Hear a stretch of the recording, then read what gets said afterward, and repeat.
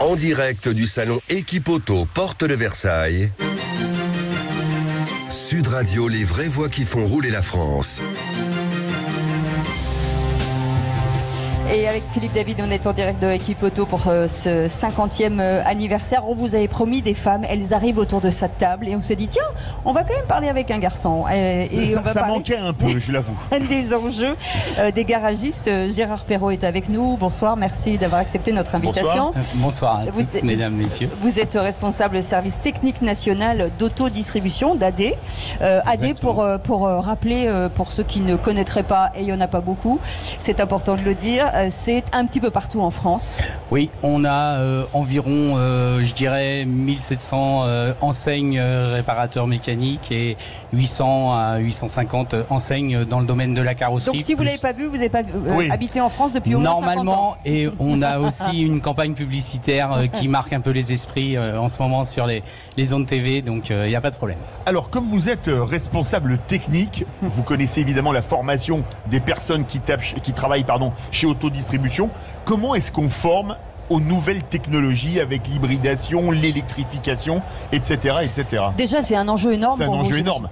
C'est un enjeu incontournable dans le domaine de la maintenance automobile. Avant tout, on doit s'imprégner des nouvelles technologies que mettent les constructeurs dans les systèmes, et avant tout pour parfaire une réparation et rendre un véhicule à un consommateur vraiment fonctionnel, eh bien, je dirais qu'il faut avoir une compétence très accrue aujourd'hui, puisque le domaine et l'impression, du moins la concentration d'informatique dans la voiture, elle devient très conséquente. Alors vous allez basculer puisqu'il y a des compétences dont vous n'aurez plus besoin à un moment donné, peut-être sur d'autres, mais est-ce que ça veut dire que vous allez ajouter du service?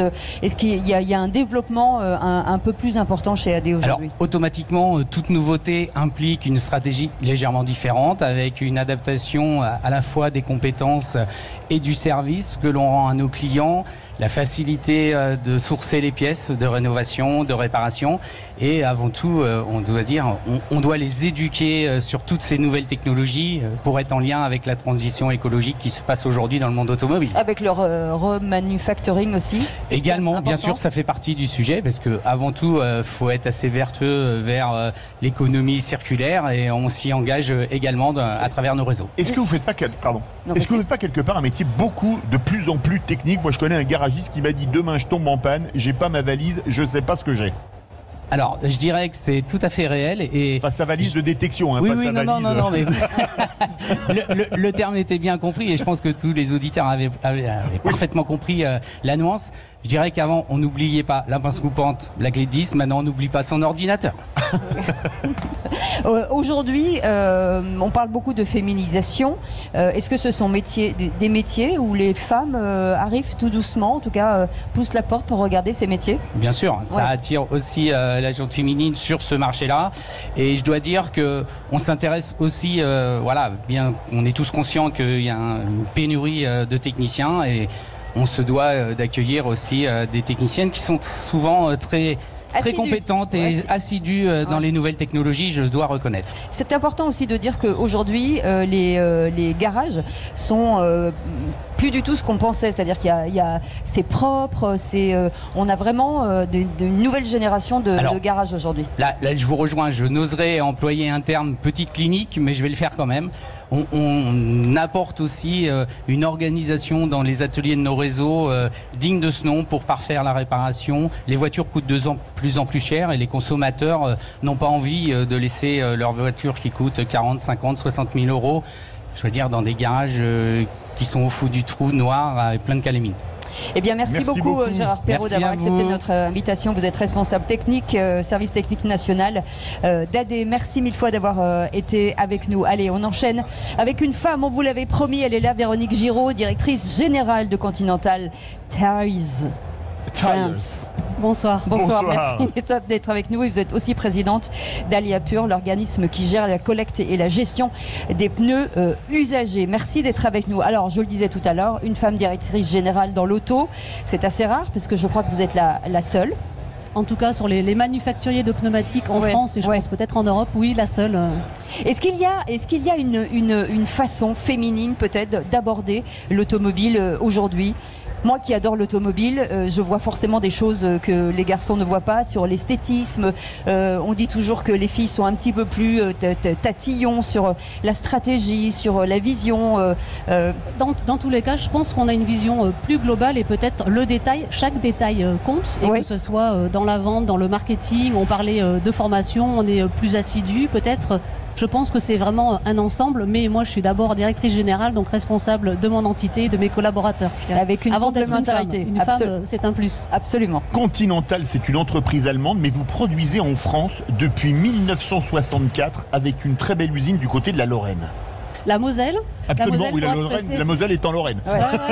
Donc c'est Sarreguemines, c'est une entreprise, en tout cas une usine, on a un peu plus de 1300 collaborateurs, qui a une capacité de production de plus de 1 million de pneumatiques, donc ce qui est vraiment important de noter en tout cas, c'est que c'est une usine qui va exporter des pneus, qui vend des pneus partout en Europe. Et juste pour revenir pour le groupe Continental, donc on a fêté notre anniversaire la semaine dernière, c'est le 8 octobre. Bon anniversaire. Voilà, 1871, donc c'est une entreprise plus de 50 ans d'histoire. 150. Qui est née 150 ans. Oui, j'ai entendu 50. Non, plus de 150 ans. Vous êtes vieux, Philippe. Merci. Problème d'audition après la vue. Mettez du son. Donc ça fait 150 ans qu'on est animé par l'innovation. On vient de la région de Basse-Saxe, on a commencé à faire des éléments en caoutchouc pour les chevaux. Et en Allemagne, il y a en tout cas la région de Basse-Saxe, il y a une race de cheval qui est très importante et d'où le logo, le cheval bondissant qui fait partie du logo de Continental pour la petite histoire.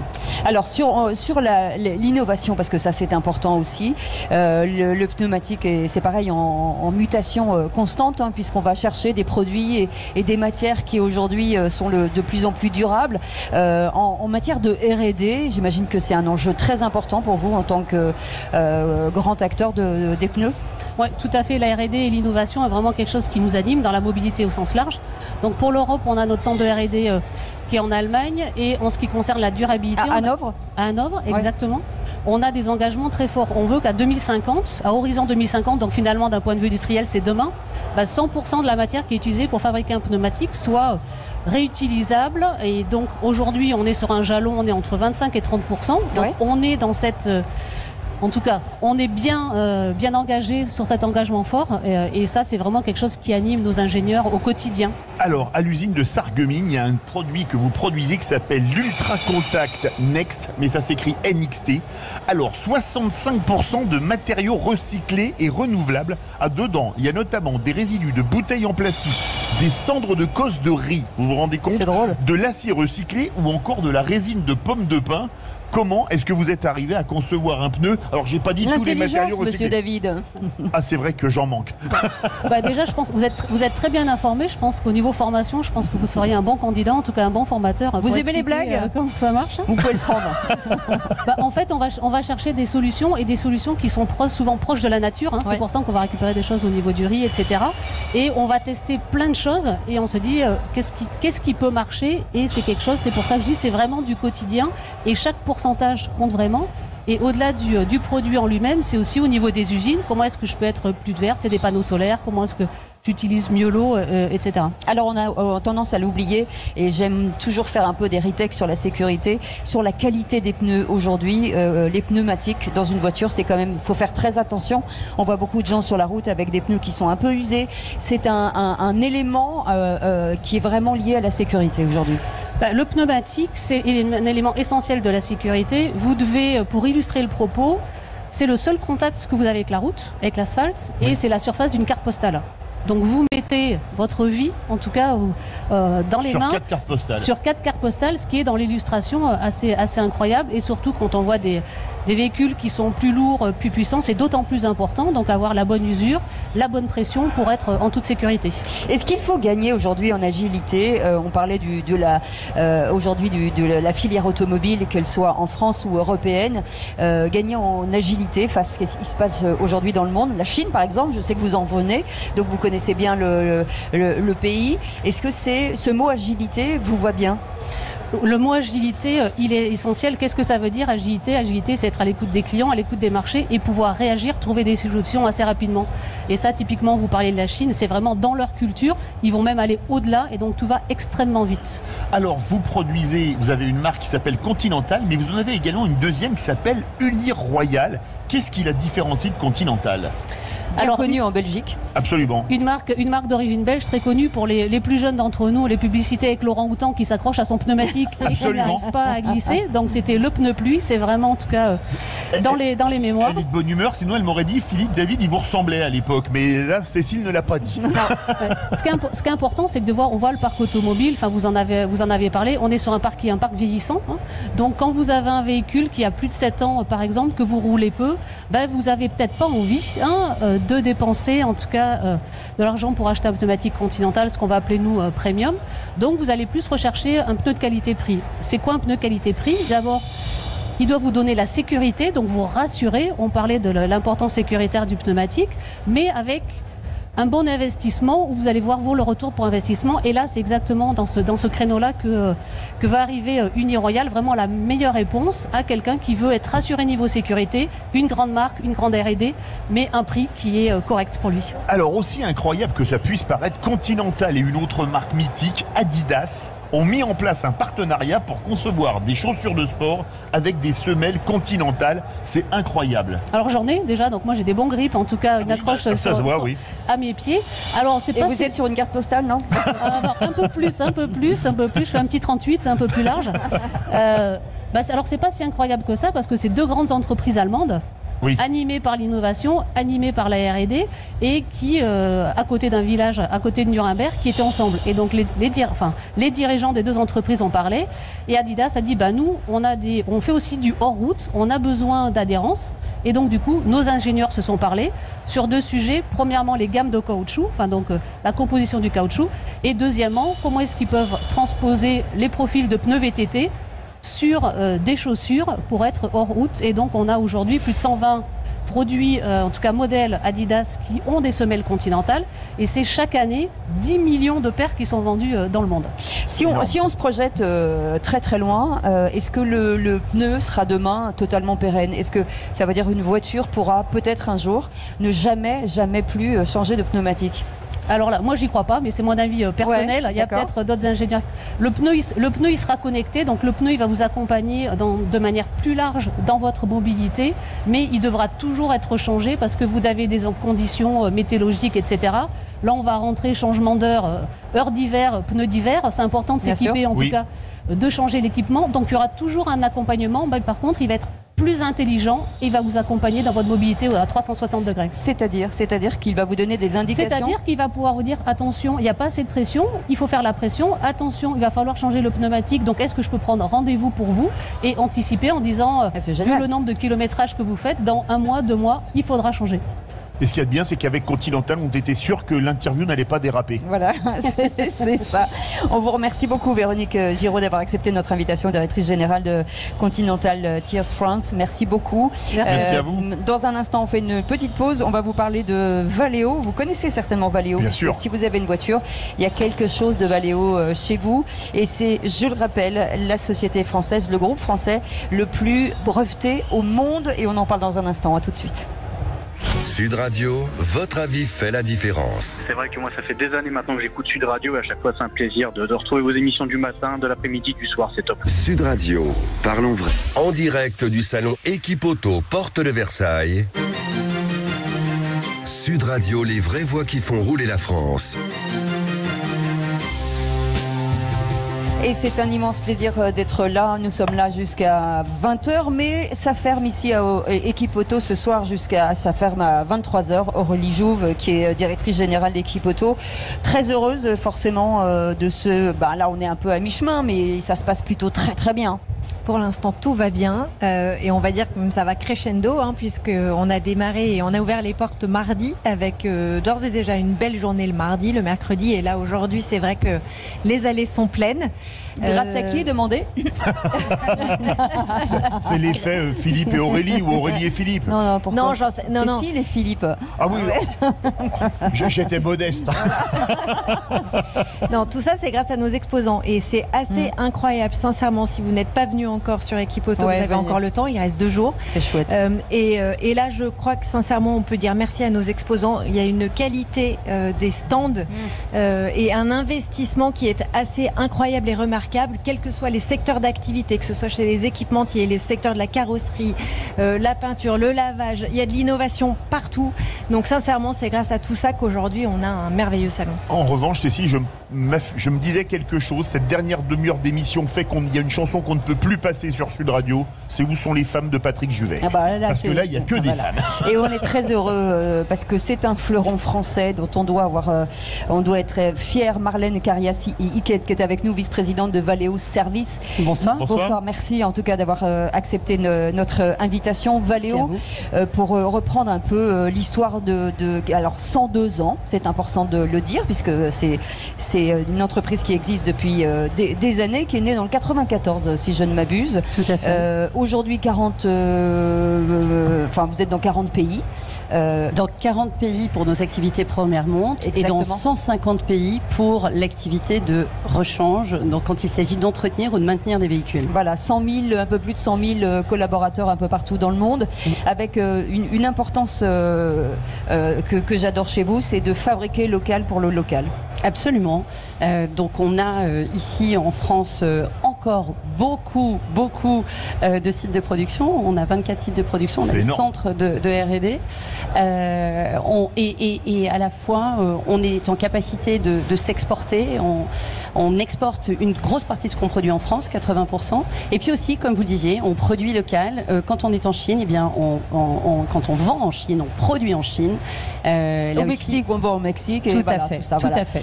Chose importante pour ceux qui ne connaîtraient pas Valeo, qui en ont entendu parler, c'est-à-dire quand on monte dans sa voiture, il y a énormément de choses de chez vous.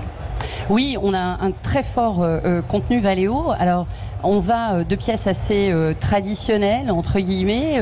On peut parler d'essuie-glace, même si sur les essuie-glaces, on innove aussi. Intelligent. Oui, intelligent ou responsable. On a lancé l'année dernière une gamme qui s'appelle Canopy, qui a été éco-designée et qui utilise 80% de matériaux qui sont soit des matériaux naturels, soit des matériaux recyclés. Alors, dans vos essuie-glaces, il y a de l'huile de tournesol, il y a du sucre de canne, il y a plein de choses comme ça. Et des pneumatiques recyclés de chez Continental ou d'autres. Donc, on produit effectivement des essuie-glaces dans une très belle usine en France, à Issoire. On produit des amortisseurs. On produit le fameux start and stop, ce qui fait que quand on est à l'arrêt, votre voiture s'arrête pour moins consommer absolument et moins émettre d'émissions de CO2. C'est nous qui l'avons inventé il y a plus de 15 ans. Et puis, bien sûr, on est aussi extrêmement innovant puisqu'on est à la fois leader en électrification. Quand on dit électrification, ce sont les moteurs électriques, mais ce sont aussi les véhicules hybrides. Et puis, dans tout ce qui est système de conduite autonome. Et là, c'est bien sûr la voiture qui conduit toute seule, mais c'est aussi le bip bip bip du radar de recul. Voilà. Donc on est présent sur tout ce panel-là et bien d'autres encore. Sur le lidar, par exemple. Sur le lidar, alors j'aime à dire qu'on est leader dans le lidar. Voilà, c'est facile à retenir. Expliquer ce qu'est le lidar aux auditeurs. On explique le lidar, parce que ça c'était intéressant aussi. Alors, le lidar, c'est quelque part l'intelligence du véhicule qui fait que la voiture va pouvoir se déplacer en identifiant à l'avance les obstacles potentiels. Et c'est ce qui fait, on parlait tout à l'heure de sécurité sur la route. On est contributeur, on n'est pas les seuls, mais on est un fort contributeur à plus de sécurité sur la route et beaucoup moins d'accidentologie. Le lidar, ça sert aussi à ça. Donc en fait, vous faites, pardon Philippe, vous créez le logiciel de la voiture. C'est-à-dire que la voiture de demain, et les Chinois le disent, mais c'est la vérité, est un portable avec 4 roues et c'est aussi ce que vous faites. Oui, c'est vrai, c'est tout à fait vrai. Et puis c'est une voiture de plus en plus intelligente, de plus en plus sûre, de plus en plus respectueuse de l'environnement. Mais c'est aussi de plus en plus de technologies qui, pour ce qui est des métiers ensuite de la rechange, le réparateur doit être accompagné pour monter en compétences. Gérard Perrault en parlait tout à l'heure de l'autodistribution. On travaille étroitement ensemble sur ces sujets-là, c'est essentiel. Alors vous êtes l'entreprise française qui dépose le plus de brevets dans le monde. Dans le monde. Comment est-ce qu'on arrive à avoir des ingénieurs suffisamment créatifs pour faire des produits pour lesquels on peut poser des brevets, ce qui n'est pas offert à tout le monde? Alors, d'abord, je crois que, je l'ai évoqué tout à l'heure, on a des centres de R&D partout dans le monde, ce qui permet d'être au plus proche des marchés. Je crois qu'il y a 20 000 ingénieurs dans le monde. Il y a 20 000 ingénieurs absolument dans le monde. Et le fait d'être au plus proche des différents marchés nous permet de capter un certain nombre d'attentes, d'être au plus proche des constructeurs aussi. On travaille de façon extrêmement étroite avec les constructeurs, très en amont, pour identifier les tendances d'aujourd'hui et celles de demain. Sur la filière, sur la formation par exemple, vous avancez très très vite. Après, il faut que ça se déploie un petit peu partout en France et dans les garages ou un peu partout. Donc c'est effectivement, cette formation doit devenir aujourd'hui continue. À l'époque, on avait une technologie qui durait des années. Là, ça avance très très vite en fait. Ça avance très très vite et pour être extrêmement concrète, aujourd'hui, ce que l'on observe, c'est que parmi les garages indépendants, il y a un certain nombre de réparateurs aujourd'hui qui malheureusement n'ont pas été formés. Ce qui veut dire que face à ces fameux radars lidar dont on parlait, eh bien ils sont plus de 60% à ne pas savoir entretenir des systèmes d'aide à la conduite. C'est pas moi qui le dis, c'est eux qui nous le disent. Et puis ils sont plus de 50% à ne pas entretenir ou réparer de véhicules électriques ou hybrides. Et c'est dommage parce que c'est 50% des véhicules sur la route qui aujourd'hui ont déjà les fameux bip bip bip de radar de recul ou d'autres, et c'est presque un tiers à horizon 2030 qui seront électrifiés. Donc il faut les accompagner. Le plus gros problème que rencontre un réparateur aujourd'hui, c'est qu'en fait il est loin de passer 100% de son temps à réparer, il passe 60% de son temps à diagnostiquer, à chercher la panne. Et la fameuse valise de diagnostic électronique, c'est pas parce qu'elle vous dit qu'il y a un code défaut qui est le QR 250 je sais pas trop quoi que vous allez savoir ce qu'il faut faire derrière. Donc on a monté l'année dernière la Valeo Tech Academy. Valeo Tech Academy, c'est quoi? C'est le fait justement d'utiliser ce fameux savoir-faire que l'on a en première monte, donc pour la construction de toutes ces innovations, pour pouvoir apporter cette explication, cette montée en compétences très opérationnelle auprès des garages avec une approche pédagogique qui est hors norme. On a créé des simulateurs. En fait, un simulateur, ça rentre dans la moitié de cette table. Donc, c'est un système qui est extrêmement mobile, qui nous permet d'aller au plus près des réparateurs. Vous l'évoquiez tout à l'heure dans votre émission. Les réparateurs, ce sont souvent des petites entreprises locales. Et c'est essentiel qu'on habite à Paris ou ailleurs. Moi, je viens du fin fond de l'Auvergne. Et ben, c'est important aussi d'avoir le même service. D'avoir exactement le même service. Donc, on a ce système qui permet de s'approcher d'eux. Comment fait une entreprise comme Valeo, qui est très grosse, pour adapter son outil industriel aux changements et aux nouvelles technologies? Parce que c'est très onéreux et comme il y a une certaine incertitude, ça ne doit pas être facile tous les matins. Ça n'est pas facile tous les matins, mais vous pourrez voir ce point avec Christophe, peut-être plus. Christophe Perilla, notre directeur général, je crois que vous le voyez bientôt.